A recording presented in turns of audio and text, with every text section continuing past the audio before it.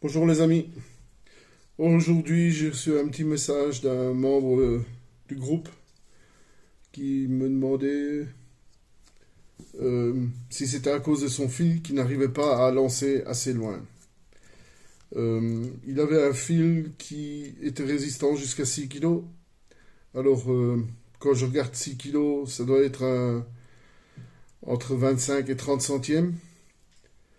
Pour une ultra léger, vu qu'il a acheté la même canne que moi, la Banzai, euh, pour une canne ultra léger, un 25 centièmes, un 30 centièmes, c'est beaucoup trop gros. Euh, qui n'arrive pas à lancer assez loin avec ça, c'est pas un miracle, vu que le fil est beaucoup trop gros. Puis je lui ai dit de prendre un 16 centièmes.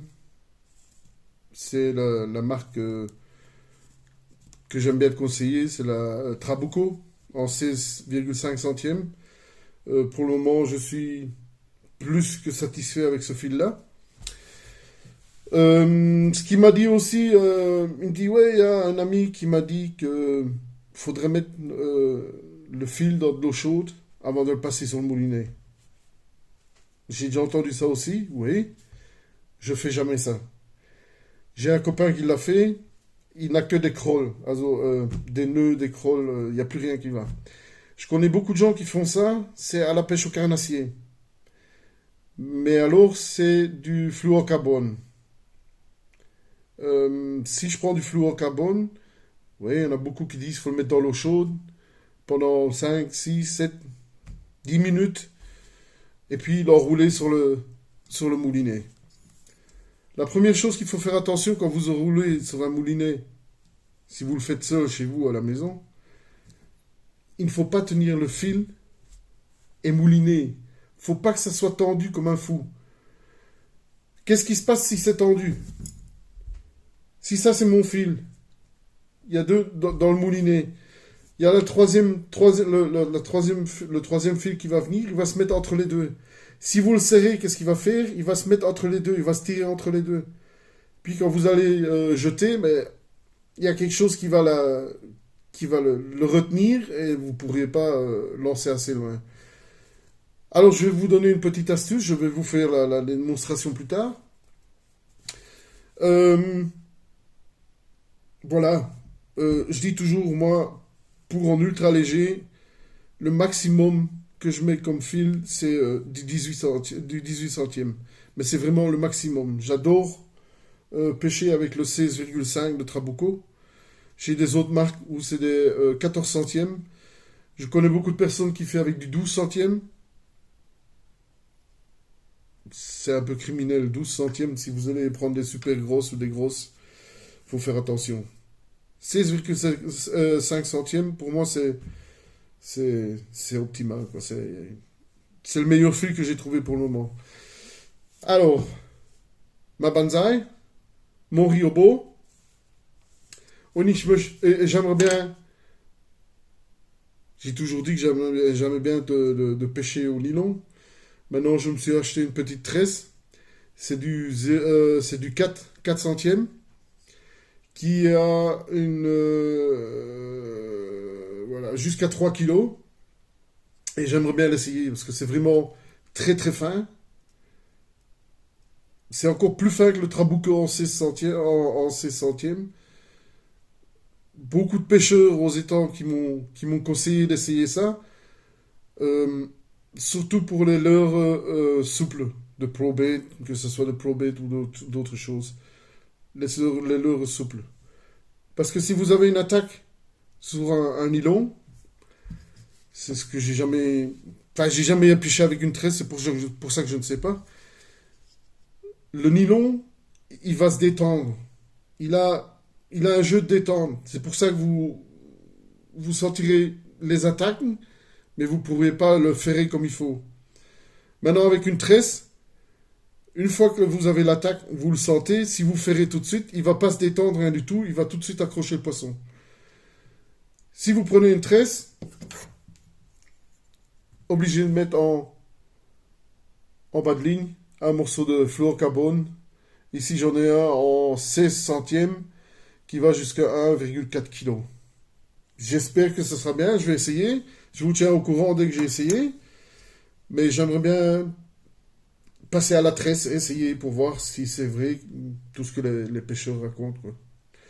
Euh, je sais bien que pour le carnassier et tout ça, il y en a beaucoup qui pêchent avec des grosses tresses.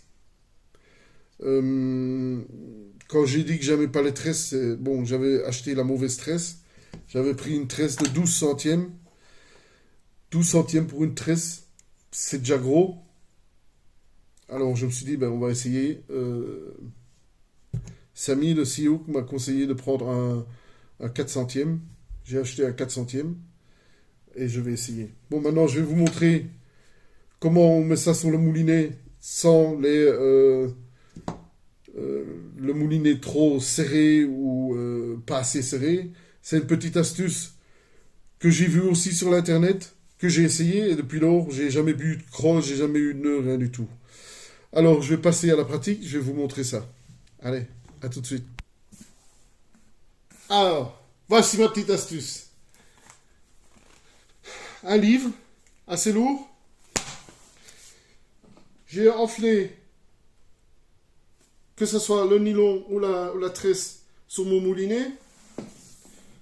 Je passe le fil dans le livre, à peu près au milieu, pour qu'il y ait assez de poids sur le fil. Voilà. Et après, je tire. Vous voyez? C'est optimal. Ça ne sera pas trop tendu. Ça ne sera pas trop détendu. Ça passe dans le livre. La bobine se déroule bien. Le moulinet s'enroule bien. Et il y a toujours une petite tension. Avec cette tension-là, le fil sera super bien mis sur le moulinet. Et vous n'aurez jamais de problème. Bon, je fais ça maintenant avec une tresse. Mais c'est aussi à faire avec du nylon ou n'importe quel fil que vous utilisez. Ça va assez vite. Vous pouvez toujours tourner plus vite. Du moment que le moulinet s'enroule bien, toujours une petite tension. Et normalement, il n'y aura pas de problème quand vous irez à la pêche. Voilà, on va aller un peu plus vite.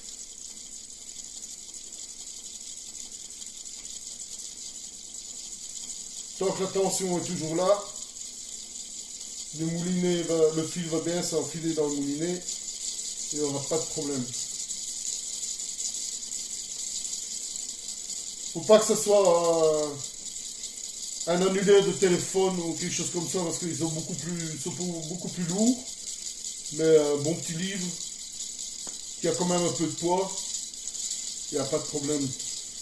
Ça freine bien un peu le fil et ça sera bien mouliné. Bon, je continue à faire ça. Je vous rejoins tout de suite. Et ben voilà. Ma tresse est sur mon moulinet. Maintenant, comme je vous ai dit, avec une tresse en bas de ligne, c'est toujours conseillé de mettre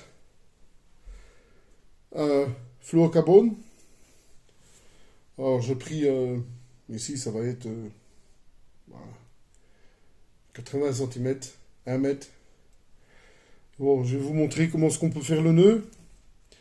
Si je le rate, faut pas vous étonner, vu que je le fais pas assez souvent. Bon, au-dessus le fluorocarbone, en dessous ma tresse, à peu près une vingtaine de centimètres. Voilà. On les prend tous les deux. On fait une boucle.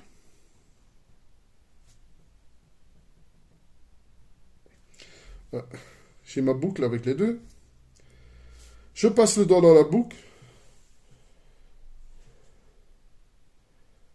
Voilà. Il faut bien prendre les deux en même temps. Puis je tourne 7 fois. Vous voyez? J'ai pris le doigt dans la boucle avec les deux. 1, 2, 3, 4, 5, 6 fois. Puis je passe 2 doigts dans la boucle je prends le côté où il y a la fin de la tresse. Ici, on voit la fin de la tresse. Et le reste du fluorocarbone. Je passe tout dans la tresse. Je tiens les deux bouts, le fluorocarbone et la tresse. De l'autre côté, je l'ai toujours en main. Voilà. Et je tire tout doucement. Voilà. Pas oublier de l'humidifier pour pas que le fluorocarbone perde sa résistance. Voilà. Voilà. Vous voyez, c'est ce que je vous ai dit. Comme débutant en tresse. On va le prendre comme ça. Puis il faut tirer. Et voilà, c'est raté. Ça, c'est le débutant. Bon, on va recommencer un peu. On le refait jusqu'au moment où ça fonctionnera, quoi. Voilà. Je reprends ma tresse.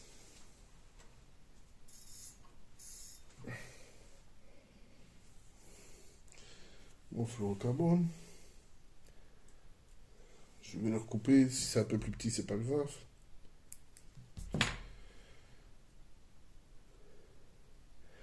Ah, il y a toujours des jours comme ça où ça va pas, quoi. Voilà. Je reprends les deux bouts, à peu près 20 cm. Je fais ma boucle. Je passe le doigt dans la boucle. 1. J'ai pris la tresse. 2, 3, 4, 5, 6. Je reprends le côté où il y a la fin de la tresse et le fluorocarbone. Voilà. Et je tire. Voilà. J'espère que ça ira mieux. Ah, c'est quoi raté. Bon.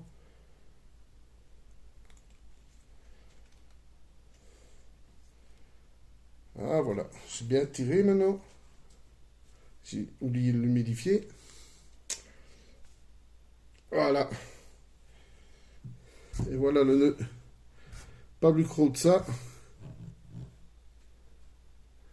Vous voyez, il passera super bien dans vos anneaux. Voilà. Et pas plus gros que ça, quoi. Même si vous avez des petits anneaux en bout de canne, ça passera. Alors, on prend les petits bouts de fluorocarbone, on va le couper. Il reste toujours 2-3 mm. Voilà. On prend le bout de la tresse. 2-3 mm aussi. Et voilà. Ça, c'est le nœud.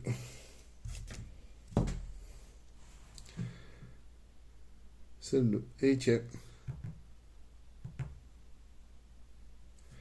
Pas plus difficile. J'ai vu des vidéos aussi. Il y a un ami qui m'a montré une vidéo. C'était le nœud FG. Celui qui sait le faire, pourquoi pas. Si vous faites ça à l'étang, au bord de l'eau, je crois pas que ça marcherait. Quand j'ai vu la vidéo et que ça a duré une quinzaine de minutes pour faire un nœud assez compliqué, je me suis dit non. Ce nœud-là, je l'ai déjà vu plusieurs fois. Il y a beaucoup de gens qui le pratiquent, et ça fonctionne super bien. Voilà. Ça, c'est le nœud que je voulais montrer. Alors, je vous le rappelle, on prend le fluorocarbone avec la tresse, 20 cm, on fait une boucle, le doigt dans la boucle, on tourne 6-7 fois, puis on passe dans la boucle, on va chercher le fluorocarbone avec la fin de la tresse, on le sort, et puis on tire doucement. Et ça, c'est le résultat. C'est un petit nœud, il tient, il est fantastique. Il est très vite fait, même au bord de l'eau. Maintenant, je dois tester si je l'ai bien fait, naturellement. Voilà. Si vous avez des questions, comme l'ami Florian me l'a fait ce matin, n'hésitez pas. Et je vous répondrai le plus vite possible. Et si c'est possible de faire une vidéo là-dessus, je la fais, il n'y a pas de problème. Ben voilà. Encore une petite chose aux gens du groupe qui ont testé nos hameçons Sioux et les leurs ProBait. N'hésitez pas à mettre... c'est quoi ça?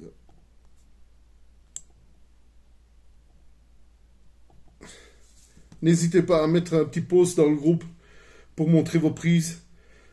N'hésitez pas à faire un petit texte pour donner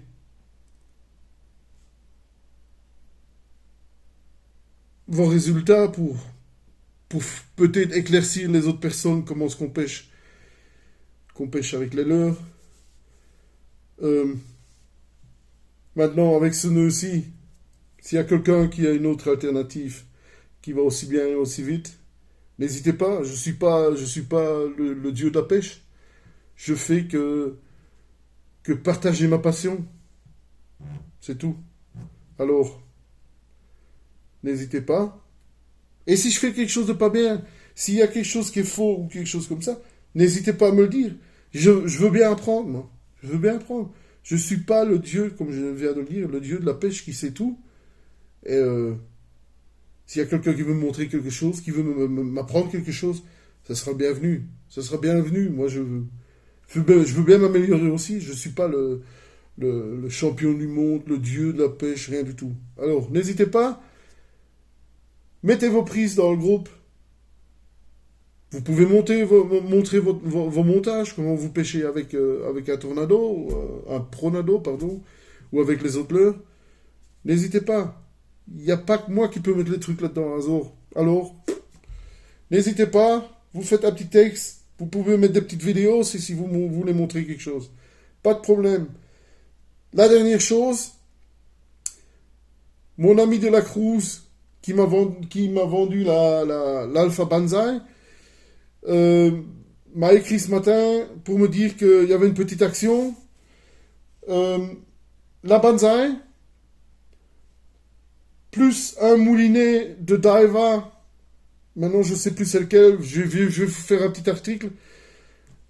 La canne de Alpha, un Daiwa 2000, avec des spoons, des cuillères ondulées et des poissons nageurs. Maintenant, il faut que je regarde combien de poissons nageurs et combien de cuillères ondulées. Il vous fait un petit lot pour la France, avec livraison pour 180 €. Je ne trouve pas ça cher, vu que la canne à pêche, la canne est déjà à 99 €. Vous avez un moulinet en plus, vous avez des spoons, des cuillères ondulées et des poissons nageurs. Alors, je vous fais un petit texte plus tard. N'hésitez pas à me contacter s'il y a quelqu'un qui veut un petit lot comme ça. Pas de problème. Alors, je vous dis à la prochaine et surtout, restez en bonne santé. Salut!